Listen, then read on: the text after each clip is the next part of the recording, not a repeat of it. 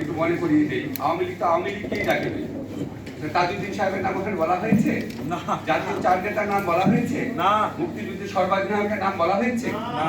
ওইখানে কোনো মানে আওয়ামী লীগ নেতা তো দূরের কথা, রব ভাইরা তো দূরের কথা, ওই স্বাধীনতার সুবর্ণ জয়ন্তী মঞ্চে বাংলাদেশই ছিল না। ওখানে ছিল কিছু ফ্যাসিবাদের আর স্বৈরতন্ত্রের মুখ, আর কিছুই ছিল না। আজকে যখন আমরা 50 বছরের প্রাপ্তি নিয়ে আলোচনা করতে আসি, প্রথমে দেখতে হবে প্রাপ্তি।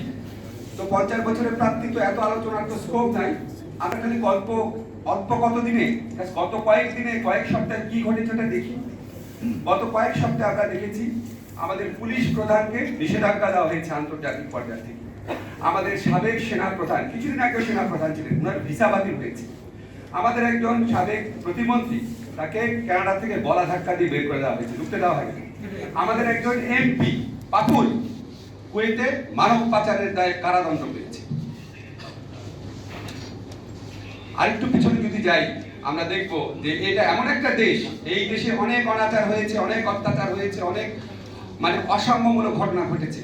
কিন্তু আজকে রব ভাই আছেন, ওনারা আমাদের শৈশবকাল থেকে বাংলাদেশকে দেখে আসছেন, বাংলাদেশকে লড়ে আসছেন।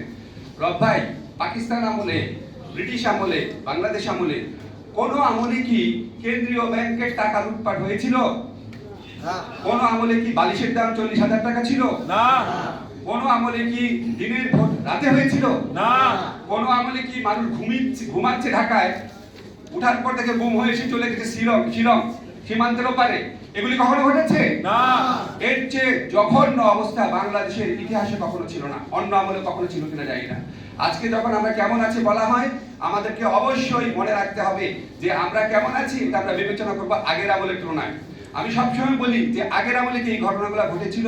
জিয়াউর রহমানের আমলে হয়েছিল নাকি এরশাদের আমলে হয়েছিল নাকি বঙ্গবন্ধুর আমলে হয়েছিল? কোনো আমলেও কি আমরা এই ঘটনাগুলো দেখেছি? আমরা কখনো দেখি নাই। আমাদের যখন এই সমস্ত কথা বলি, আমাদেরকে একটা কথা বলা হয় যে উন্নয়ন হচ্ছে। উন্নয়ন বলতে তারা আমাদেরকে কিছু ইনফ্রাস্ট্রাকচার দেখায়, বড় বড় ভবন দেখায়, বড় বড় স্ট্রাকচার দেখায়। তো সবচেয়ে বড় ভবন তো জেলখানা। জেলখানা কি উন্নয়ন? জেলখানার ভিতর যদি পুরো দেশের মানুষ থাকে সেটা কি উন্নয়ন? না। আজকে যে আমরা কত বড় জেলখানা আছি তার একটা প্রমাণ একজন বক্তা বলেছেন, রেহমান সোবহান ছিলেন বঙ্গবন্ধুর সবচেয়ে বড় সহযোগীদের একজন। উনি কিছুদিন আগে বলেছেন, আগে যে লেখা লিখতে ওনার কয়েক ঘন্টা লাগতো, ওটা কয়েক দিন লাগে, তাও লিখতে পারেন না। তারও আগে এই গভর্নমেন্ট আসার পর 2014 সালের নির্বাচনের পর তিনি আরো একটা ভয়াবহ কথা বলেছিলেন। উনি লিখতে গেলে ওনার ওয়াইফ এখন ওনাকে ওয়ার্ন করে, খবরদার এটা লিখুন, বিপদে পড়বা। বঙ্গবন্ধুর সহচর একজন বর্ষীয় নাগরিক, 80 বছরের বেশি বয়স হয়ে গেছে, উনি যদি এরকম ভয় থাকে তাহলে আমরা কিরকম ভয় থাকি? তাহলে আমরা কোন কারাগারে আছি? আমরা কি পাকিস্তানি কারাগার থেকে আওয়ামী লীগের কারাগারে আসার জন্য দেশ স্বাধীন করেছিলাম? আজকে কাজল এখানে বক্তব্য রেখেছে, কাজলের সাহসটাই বলার কারা গুম করেছে। কাজল জানেন না এটা? আপনি জানেন না, আমি জানি না? এটা বলার পর্যন্ত সাহস নেই আমাদের। কাজল মারা যেতে পারতো, মারা যে যায়নি, এটাই তো বিস্ময়কর ব্যাপার। কারণ অনেকে যে গুম হয়েছে আমরা কোনো খবর পাই না। আজকে যারা গুম অবস্থা থেকে ফিরে আসে, একটা মানুষকে আপনার বলতে দেখেছেন যে আমাকে ও গুম করেছে, বা একটা মানুষকে অভিযোগ জানাতে দেখেছেন? কোন দেশে মানুষ গুম হওয়ার পর, নিপীড়িত অত্যাচারিত হওয়ার পরও তার বিরুদ্ধে অভিযোগ করার সাহস পায় না? কখন? যখন এই অভিযোগের ব্যাপারে যাদের দায়িত্ব নেওয়ার কথা তারাই যখন গুম করে, তারাই যখন নিপীড়ন করে, তখন কোনো মানুষ অভিযোগ করতে পারে না। এটা প্লেইন এন্ড ট্রুথ। আজকে আমাদের প্রাপ্তির কথা বলা হয়, প্রত্যাশার কথা বলা হয়। একটা জিনিস আমাদেরকে ক্ল্যারিফাই করতে হবে, আমাদের এখন সবচেয়ে বড় প্রত্যাশা হওয়া উচিত অবাধ এবং সুষ্ঠু নির্বাচন। জনগণের ভোটে নির্বাচিত সরকার ক্ষমতায় থাকবে, জনগণ ঠিক করবে। আমি বহুবার বলেছি, জনগণের ভোটাধিকারকে অগ্রাহ্য করার কারণে আমরা 1971 সালে স্বাধীনতা যুদ্ধ করেছিলাম। জনগণের ভোটাধিকার আমাদের সবচেয়ে বড় মুক্তিযুদ্ধের চেতনা, আমাদের এই রাষ্ট্রের সবচেয়ে বড় ফাউন্ডেশন।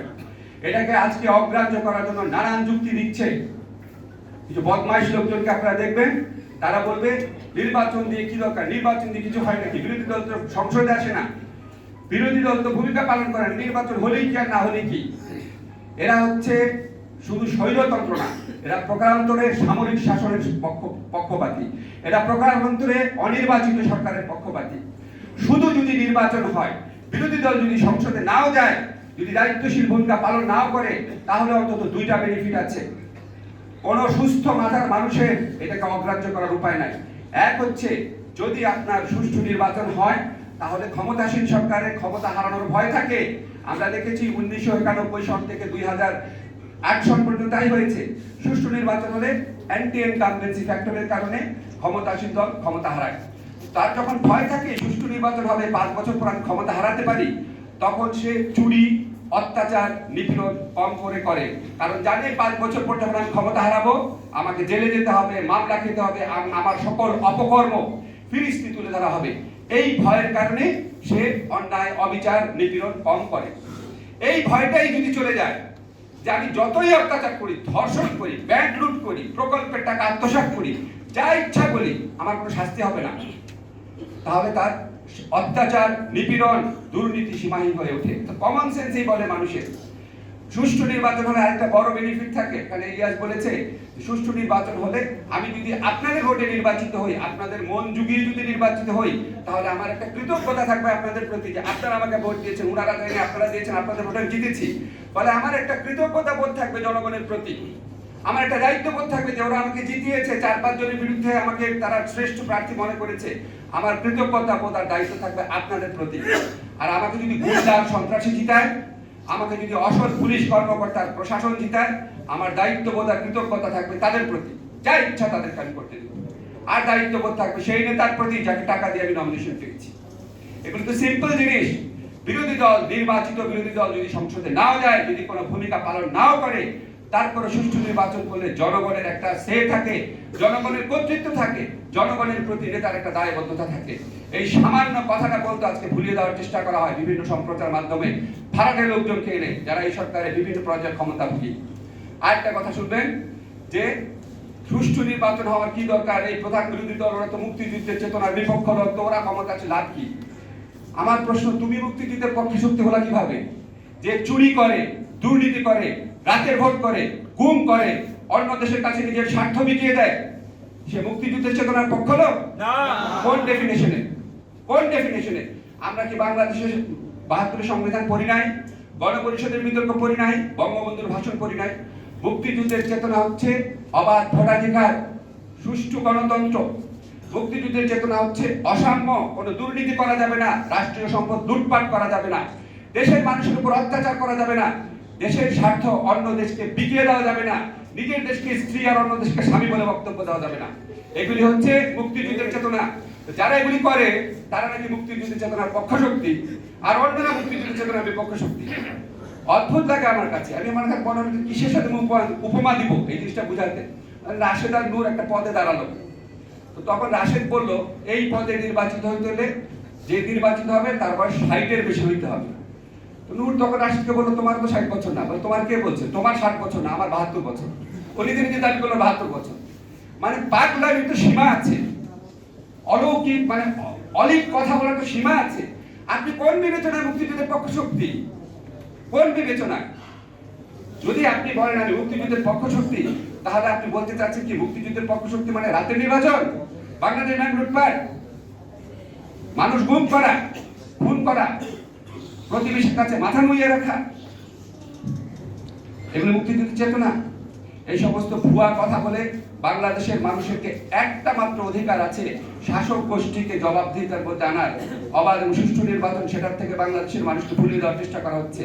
আমি যখন ক্লাসে আমার ছাত্রদের বলি, কনস্টিটিউশনাল পড়াই, খুব দুঃখ লাগে। আমি বলি যে আর্টিকেল 7 মানে হচ্ছে, বাংলাদেশের কনস্টিটিউশন আর্টিকেল 7 মানে হচ্ছে শুধুমাত্র জনগণের ভোটে যারা নির্বাচিত থাকবে, সংবিধান অ্যালাউ করছে শুধু ওরা ক্ষমতায় আসবে, জনগণের ভোটাধিকার ছাড়া কেউ ক্ষমতায় আসতে পারবে না।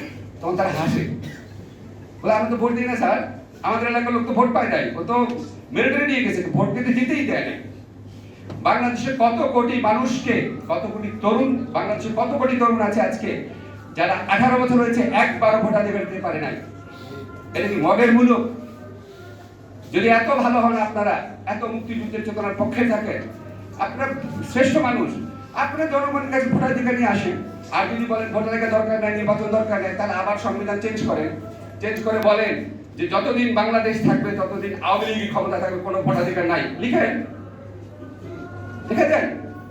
তো বলতে হবে পাচ্ছে ঠিক আছে, বাংলাদেশের কনস্টিটিউশন এটা আছে, আমাদের মানতে হবে। কনস্টিটিউশনে লেখা থাকবে জনগণের নির্বাচিত ভোটাধিকারের মাধ্যমে, জনগণের রায়ের মাধ্যমে সরকার ক্ষমতা আসবে, দেশের সর্বোচ্চ দলিল এটা লেখা থাকবে। আর বাস্তব ক্ষেত্রে আমরা প্রয়োগ দেখবো না কেন? সবচেয়ে আগে বাংলাদেশের জনগণের ভোটাধিকার ফিরিয়ে আনতে হবে। এটাই হচ্ছে সবচেয়ে বড় প্রত্যাশা সুবর্ণ জয়ন্তীতে। ভোটাধিকার থাকলে আমরা বেটার শাসন পাই। যে কোনো মানুষ, আপনারা 91-এ অনেকেই মোটামুটি বয়স ছিল আপনাদের, আমরা 91 থেকে 2013 সাল পর্যন্ত দুইবার আওয়ামী লীগের আমল, দুইবার বিএনপির আমল দেখেছি। বাংলাদেশের ইতিহাসের সবচেয়ে ভালো সময় এটা। আমি বলছি, আমার যত 100% অনেস্টি নিয়ে বলি, 1972 সাল থেকে আজকে এই 2021 সাল পর্যন্ত আমরা সবচেয়ে ভালো ছিলাম 1991 সাল থেকে 2013 পর্যন্ত কম্পারেটিভলি। অ্যাটলিস্ট আমাদেরকে সেই জায়গায় ফিরে যেতে হবে। আজকে নূর বলেছে অনেক ক্ষেত্রে ঢাকা বিশ্ববিদ্যালয়ের ছাত্ররা নেতৃত্ব দেয়, তাদেরকে এগিয়ে আসতে হবে। আর ঢাকা বিশ্ববিদ্যালয়ের ছাত্রই তো এগিয়ে এসেছে। আমাদের নূর, রাশেদ তো ঢাকা বিশ্ববিদ্যালয়ের ছাত্র। এবং আমি বিশ্বাস করি এবং আমি আশা করি একদিন তাদের হাত ধরে, অন্য কেউ না পারলে তাদেরকেই করতে হবে, তাদের হাত ধরে বাংলাদেশের মানুষ এই দেশের মালিকানা ফিরে পাবে। এই প্রত্যাশা ব্যক্ত করে আমার বক্তব্য শেষ করছি।